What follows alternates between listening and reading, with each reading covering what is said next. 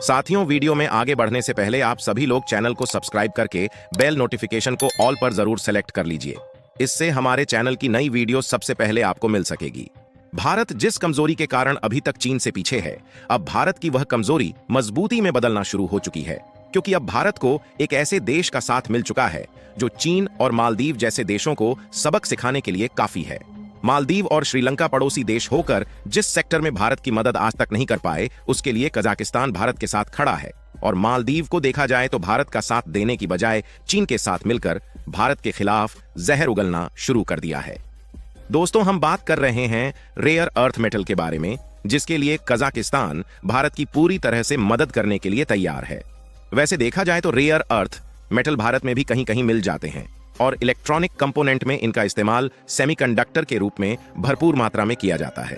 और भारत के पास rare earth metal की मात्रा बहुत ही कम होने के कारण हम इलेक्ट्रॉनिक कंपोनेंट के मामले में चीन से पीछे हट जाते हैं। लेकिन अब भारत का इलेक्ट्रॉनिक सेक्टर ग्लोबल मार्केट में चीन को टक्कर देने के लिए तैयार है, क्योंकि कजाकिस्तान भारत को भारी मात्रा में रेयर अर्थ मेटल देने के लिए तैयार है। पूरी डेवलपमेंट क्या है, इस वीडियो में समझते हैं। लेकिन आगे बढ़ने से पहले कजाकिस्तान और भारत के इस डील के लिए वीडियो को एक लाइक जरूर करें और चैनल को भी सब्सक्राइब कर लीजिए, जिससे हमारे चैनल की नई वीडियो सबसे पहले आपको मिल सके। देखिए, अब भारत ने फाइनली कजाकिस्तान के साथ हाथ मिला लिया है और कजाकिस्तान भारत को भारी मात्रा में रेयर अर्थ मेटल्स देने के लिए तैयार है। और कमाल की बात यह है कि इसके लिए कजाकिस्तान खुद भारत को रेयर अर्थ मेटल्स एक्सपोर्ट करना चाहता है, क्योंकि देखा जाए तो अभी तक कजाकिस्तान का मेन एक्सपोर्ट पार्टनर चीन, यूके, रसिया, गिरीश और जर्मनी जैसे देश हैं। लेकिन कजाकिस्तान इन देशों से अपनी डिपेंडेंसी को कम करना चाहता है और कजाकिस्तान भारत की तरफ अपने कदम को आगे बढ़ाना शुरू कर चुका है, क्योंकि भले ही भारत कजाकिस्तान से अभी तक रेयर अर्थ मेटल्स इंपोर्ट नहीं करता था, लेकिन भारत के द्वारा लार्ज अमाउंट वेजिटेबल्स और फ्रूट्स एक्सपोर्ट किए जाते थे। यहां तक कि भारत की तरफ से व्हीकल्स और कंप्यूटर जैसे इलेक्ट्रॉनिक इक्विपमेंट कजाकिस्तान को भेजा जाता है। यदि इस मैप पर ध्यान दें तो आपको भारत और कजाकिस्तान की लोकेशन साफ साफ दिखाई देगी, जिसमें इसकी दूरी भारत से बहुत ज्यादा नहीं है, जहां से भारत को रेयर अर्थ मेटल इंपोर्ट करने के लिए ट्रांसपोर्टेशन कॉस्ट का खर्च बहुत ज्यादा नहीं होने वाला। कजाकिस्तान में लगभग 15 रेयर अर्थ मेटल्स पाए जाते हैं, जिसमें टंगस्टन, मोलिब्डेनम, लिथियम और टैंटलम जैसे कीमती रेयर अर्थ मेटल्स शामिल है।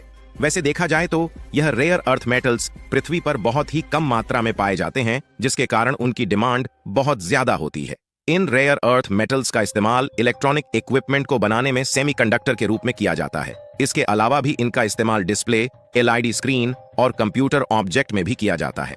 जैसा कि हमने आपको पहले भी बताया कि चीन की कजाकिस्तान के साथ पहले से ही ट्रेड रिलेशंस काफी अच्छे हैं, जिसमें कजाकिस्तान चीन को भारी मात्रा में रेयर अर्थ मेटल्स एक्सपोर्ट करता है।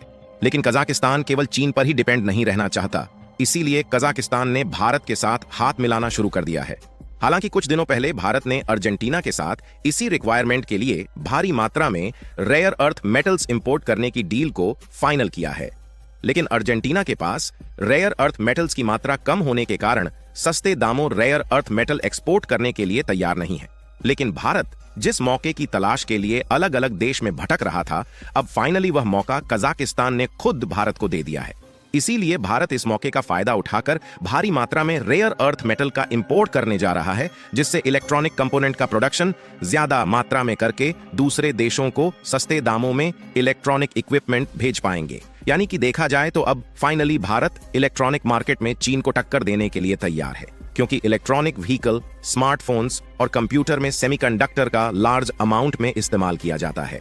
अभी तक भारत अपनी जरूरत के लिए ज्यादातर रेयर अर्थ मेटल्स चीन से इंपोर्ट करता था, क्योंकि इसके अलावा भारत के पास भारी मात्रा में रेयर अर्थ मेटल्स इंपोर्ट करने का कोई और रास्ता नहीं था।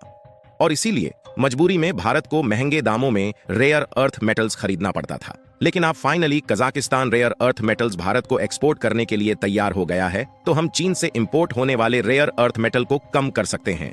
इसके अलावा अगर पिछले साल भारत के द्वारा ग्लोबल मार्केट में इलेक्ट्रॉनिक एक्सपोर्ट को देखा जाए तो उसकी वैल्यू 23.6 मिलियन डॉलर के करीब है, जिसमें पिछले 6 मंथ्स में 22% की बढ़ोतरी देखी गई है।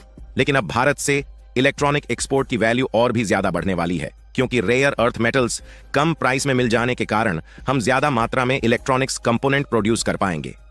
भारत के द्वारा इलेक्ट्रॉनिक्स एक्सपोर्ट की बात की जाए तो भारत सबसे ज्यादा यूके और रूस जैसे देशों में इलेक्ट्रॉनिक्स इक्विपमेंट का एक्सपोर्ट करता है। और इन देशों के लिए भारत को फ्री मार्केट एक्सेस भी मिला हुआ है, क्योंकि रूस और यूके के साथ भारत के ट्रेड रिलेशंस पहले से ही अच्छे रहे हैं, जहां हम रूस से भारी मात्रा में क्रूड ऑयल भी इंपोर्ट करते हैं और इलेक्ट्रॉनिक्स इक्विपमेंट के अलावा फूड, वेजिटेबल एंड फ्रूट्स जैसे आइटम भी यूके और रसिया को एक्सपोर्ट करते हैं। और देखा जाए तो अब ग्लोबल मार्केट में चाइनीज प्रोडक्ट की जगह भारतीय कंपनियां लेना शुरू कर चुकी हैं। जहां कुछ दिनों पहले यूनाइटेड स्टेट्स और रूस से चाइनीज कंपनियों को निकाला गया, वहां पर भारतीय कंपनियां तेजी के साथ शिफ्ट हो रही है। इसके अलावा कुछ दिनों पहले अफगानिस्तान ने भारत को भारी मात्रा में कोयला और मिनरल्स को एक्सपोर्ट करने का वादा किया है, जिसमें अफगानिस्तान उच्च क्वालिटी का कोयला, कुछ कीमती पत्थर जो कि बहुत ही कम मात्रा में पाए जाते हैं, और कॉपर समेत कुछ अन्य रेयर अर्थ मिनरल्स भी भारत को एक्सपोर्ट करेगा, जिसके लिए अफगानिस्तान और भारत के बीच लगभग $3 मिलियन का व्यापारिक समझौता हुआ है। और इसके लिए जरूरी नहीं है कि हम अफगानिस्तान को डॉलर्स में ही भुगतान करें, बल्कि